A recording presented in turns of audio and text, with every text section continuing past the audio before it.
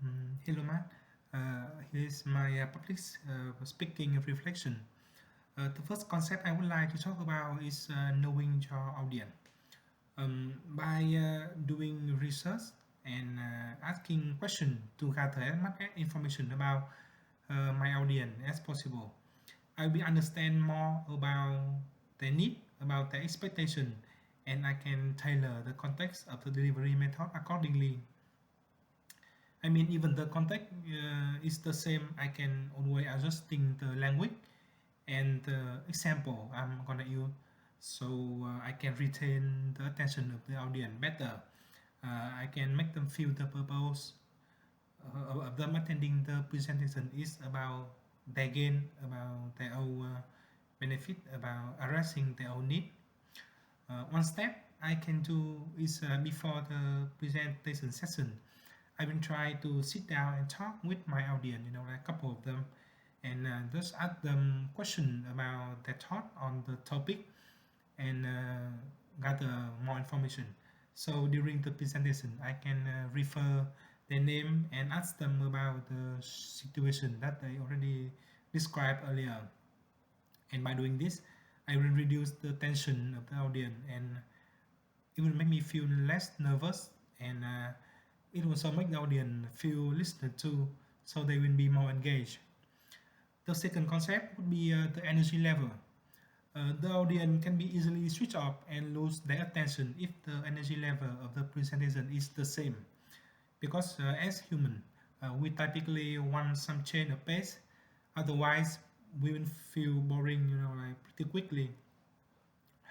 By introducing energy shift in the presentation, like for example, like during the Q&A session, when me and my audience are interacting back and forth, and also like the energy level is high, I can stop and throw in some statistic or some example, and then the energy level shift immediately, and I can got the attention of my audience back right away.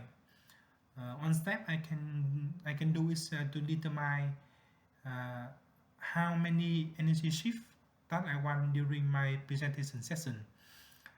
It is depend on the length of the presentation. So the training video actually suggesting the energy shift should be every 6 to 8 minutes is ideal. The last concept I would like to talk about is the me, I, and my syndrome. We tend to use me, I, and my a lot in our presentation. It is very natural because we are the one who made the presentation, right?